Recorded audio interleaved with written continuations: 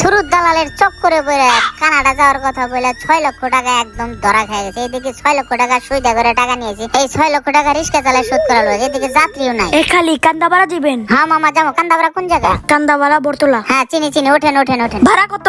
দিয়েন মামা, 60 টাকা দিয়েন। আচ্ছা চলেন। ওঠেন ওঠেন। ইনার তুরতে ঘুরে যাবো মামা। বাজার খুব খারাপ, কি যে একটা অবস্থা। আন্দোলনের কারণে বাজার একবারে মান্দা। যাই হোক মামা, আপনি রিস্কা তুলছেন, এই দাঁড়া, বুকের উপর দিয়ে তুলে দিস না। যাই হোক গাড়িটা টান দিয়ে আস্তে ধীরে টান দিয়ে। গাড়িতে একটু তেল দেওয়া লাগবে তো। যাই হোক উঠা পড়ি।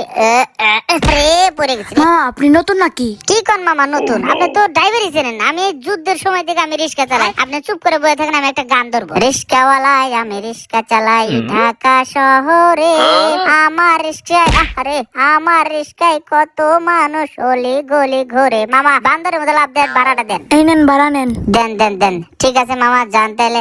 যাক রিস্কাটা নিয়ে কলা গাছে বাজারে যা বসে একটা বিড়ি খায় 10 মিনিট রেস্ট নেই।